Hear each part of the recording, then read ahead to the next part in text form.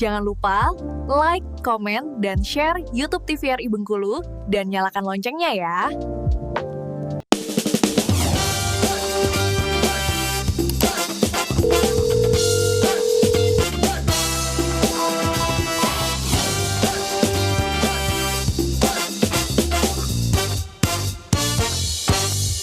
Baik, terima kasih pemirsa, masih di Dokter Kita TVRI Bengkulu, tentunya bersama Kita Sehat, dan kita masih membahas tentang tema kita mengenai dampak screen time pada anak bijak menggunakan gadget. Bersama dengan narasumber kita ada Dr. Bella Diana Citra dan juga Dr. Wenti Arbaeni. Nah, boleh silakan, masih ada penjelasan slide dari Dr.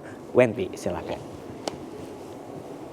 Jadi memang screen time ini adalah yang paling sering ya terpapar di kehidupan kita, terutama di anak-anak ya.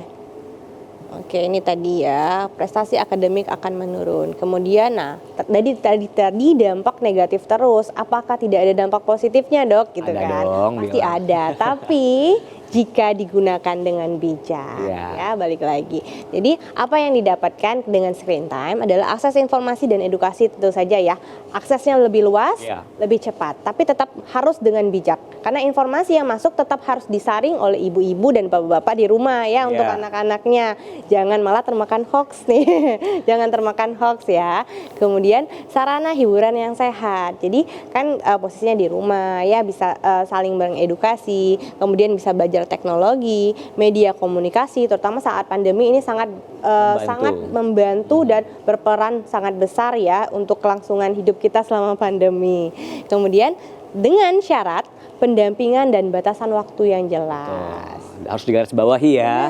Harus ada pendampingan. Harus ada trik-triknya. Pendampingan artinya anaknya didampingin terus. Kemudian batasan waktu yang jelas. Kalau 1 jam per hari harus tentukan waktu-waktunya. Misal kalau yang sering saya lihat ya, ibu-ibu sekarang biasanya anak-anaknya diberi waktu weekend. Nah, weekend boleh deh pegang gadget, tapi nggak boleh 1 harian, Bu. Saran saya ya, tetap harus dibatasin ya. 1 atau 2 jam per harinya, per weekendnya. Mungkin karena dari hari Senin sampai hari Jumat itu kan ya, nggak pegang gadget, dari pas weekend boleh seharian gitu. Bablas juga jadinya ya.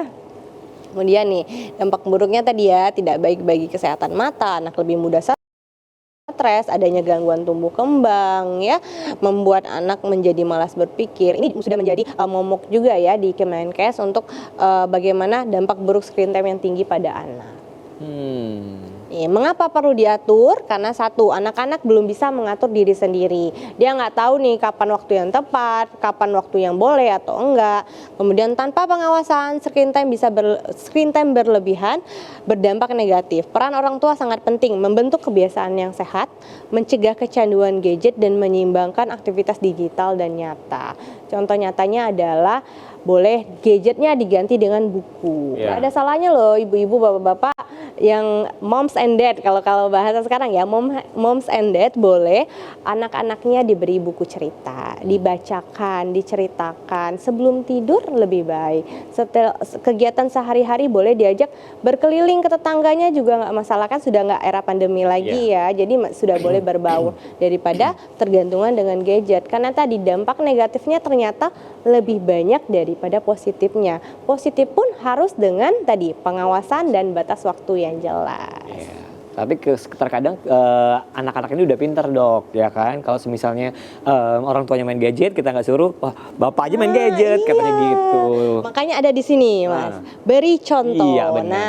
Jadi ini tips mengatur screen time pada anak ya. Ada buat jadwal screen time, dampingi anak saat bermain gadget dan ajak anak bermain aktif. Tadi ya, mainan fisik, kegiatan outdoor, bebas gadget 1 jam sebelum tidur. Beri contoh. Nah ini yang perlu di-highlight, beri contoh. Jadi orang tuanya kalau mau mengedukasi anaknya, berikan dulu contohnya. Dari orang tuanya dulu ya, gitu. Misal lagi makan, kita nggak nonton dulu ya. Ketika makan, kita benar-benar fokus makan bareng-bareng. Kemudian sebelum tidur, handphonenya dijauhkan, disimpan dulu. Mungkin tips selanjutnya boleh dari Dokter Bella. Oke, baik, gitu dia ya. Jadi itu tadi, kalau kita mau mencontohkan berarti dari kitanya dulu, baru ke anak. anaknya. Nanti kalau misalnya kitanya salah tapi cuma ngomong doang, nanti anak-anaknya kan bakal pintar sendiri gitu kan. Dibalikin lagi ke orang tuanya biasanya. Iya betul. Nah bapak aja main gadget, mama aja main gadget katanya gitu kan. Masa saya nggak boleh gitu ya kan. Oke, nah kalau gitu langsung kita boleh silakan untuk penjelasan dari Dokter Bella dengan dampak screen time pada anak dan juga bijak menggunakan gadget. Kalau tadi kita bahas dampak negatif, dampak positif. Nah, terus gimana nih cara mengatasinya ya? Nah, untuk ibu-ibu dan bapak-bapak di rumah ya, memang walaupun kita juga tetap main gadget gitu ya, tapi kita juga harus membatasi demi anak. Iya betul. Ya. Nah, tipsnya untuk mengatur screen time anak itu sendiri, yang pertama adalah kita buat jadwal screen time. Tadi ya, kita boleh lihat 0 sampai 2 tahun memang tidak boleh sama sekali anak diberi screen time gitu. 3 sampai 5 tahun boleh 1 jam aja. Baru nanti 6 tahun sampai 18 tahun boleh 2 jam gitu ya. Nah, tapi ini boleh dibuat jadwal kapan ini waktunya. Dan kita buat juga perjanjian ke anaknya langsung gitu ya. Memang mau dibuatnya per minggu atau setiap hari boleh 15 menit setelah mandi sore atau setelah makannya habis gitu ya. Jadi supaya anaknya nggak balik ke kita lagi bilang ini kan waktunya gitu ya. Kita tetap harus kasih juga haknya. Tapi setelah anaknya melakukan kewajibannya dia seperti itu.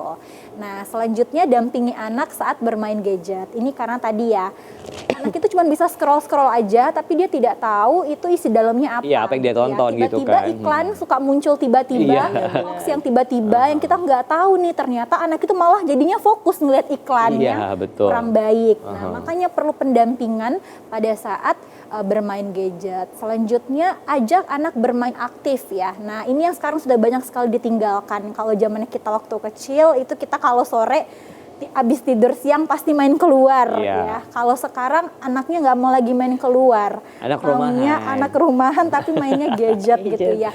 Karena sekarang udah nggak pandemi, maka boleh anaknya disuruh untuk main kegiatan outdoor. Atau misalnya kita punya waktu weekend gitu ya, ajaklah ke tempat-tempat yang edukatif. Ya misalnya berenang kah gitu. Atau ke perpustakaan membaca buku bersama gitu. Atau membeli buku untuk ajak anaknya keluar rumah. Jadi dia nggak monoton juga. Kadang anak kan juga dia berontak ya, kenapa di rumah terus gitu. Jadi pelariannya adalah ya main gadget untuk hiburan gitu. Selanjutnya bebas gadget 1 jam sebelum tidur. Ini ya tadi memang harus dibiasakan bebas gadget 1 jam sebelum tidur, bukan cuma untuk anak-anak tapi untuk kita yang dewasa itu juga. Tadi udah dijelaskan sama Dokter Wenti ya, ada beberapa hormon yang mengganggu pada saat kalau kita tetap main gadget di jam-jam waktu tidur. Dan beri contoh, orang tua juga batasin. Nah, ini sebenarnya sudah ada anjurannya dari Ikatan Dokter Anak Indonesia ya. Jadi anjuran umum untuk orang tua atau keluarga. Jadi bukan cuma orang tua yang kita kasih tahu ya, tapi pengasuh misalnya di rumah ada pengasuh yang mengasuh anaknya itu juga diberitahu, diedukasi juga. Nenek kakeknya kadang-kadang karena orang tuanya ngebolehin gadget ya udah nih dikasih gitu ya. Kita juga harus kasih tahu berapa waktunya anaknya boleh. Terus juga ke pengasuhnya, dan jangan nanti pengasuhnya main HP, anaknya juga ikut main HP. Itu yang sekarang juga banyak ya. Nah, dan anjurannya yang pertama adalah jangan pernah membiarkan anak melakukan screen time sendirian. Ini yang tadi ya, tetapi harus dengan pendampingan dan interaksi dengan anak. Kenapa juga harus didampingi? Karena setelah kita nonton tadi harusnya kita interaksi ke anak, tanya, review gitu ya. Tadi ini warna apa, terus juga kegiatannya apa gitu. Jadi anak-anak juga bisa recall pada otaknya. Jadi dia tahu, oh tadi anaknya kayak gini, yang ditonton apa gitu ya. Itu juga melatih daya ingatnya anak pada saat dia udah lihat terus kita tanyain lagi. Oke, berarti sambil belajar sambil nonton juga gitu ya. Terus berikan hanya konten materi yang berkualitas dan hindarkan anak terpapar dari materi yang kekerasan. Ini juga perlu pendampingan ya, karena tadi biasanya materi-materi yang kurang baik itu biasa dapatnya dari iklan-iklan, dari hoax-hoax yang tiba-tiba muncul seperti itu ya. Dan matikan semua perangkat media berlayar bila sedang tidak digunakan. Ya, jadi memang harus dimatikan aja. Misalnya nih jangan kita lagi nggak nonton TV misalnya, matikan TV-nya, gitu ya. Jangan TV-nya hidup walaupun cuma nonton iklan. Orang yang tidur. Orangnya tidur. Itu jadi tetap harus yang nyala dimatikan. Ya, jadi TV-nya yang nonton kita gitu kan. Biasanya gitu ya. Terus jangan menggunakan media berlayar hanya untuk menenangkan perilaku anak. Nah, ini yang paling banyak ya. Iya, betul. Dan nih kamu kalau lagi nangis dikasih aja gitu ya. Ini mama-mama Gen Z biasanya ya kan. Supaya anaknya tenang dan ibunya bisa melakukan aktivitas, tapi kan jadinya berlebihan waktu screen time anaknya. Nah, selanjutnya bebaskan anak dari media berlayar di kamar tidur anak dan juga pada saat makan atau saat anaknya bermain ya. Untuk ibu-ibu memang yang punya anaknya yang punya kamar sendiri, kalau bisa anaknya jangan dikasih televisi atau media berlayar di depannya gitu ya. Mewah banget tuh kalau udah televisinya, orang kaya tuh dong. Iya, tapi kan sekarang banyak yang kayak gitu ya. Jadi kalau bisa memang di kamar anak itu khusus waktu tidur, hanya untuk tidur.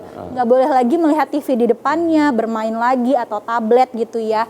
Terus juga pada saat makan, ini yang paling sering ya, supaya anaknya banyak makan dikasih tuh lihat tontonan gitu ya. Jadi anaknya nggak fokus lagi untuk makan, dan jangan-jangan anaknya juga nggak tahu nih dia kasih makan apa, ya kan? Jadi kita juga perlu ajarin anaknya, ini ikan ya anak makanannya, ini tempe, ini gitu ya. Itu sama untuk edukasi ke anaknya juga, jadi anaknya tahu nih dikasih makan apa. Dan jangan tadi ibunya nggak kasih sayur, terus anaknya jadi nggak tahu kalau itu sayur gitu ya, karena dia nggak fokus sama makanannya dia.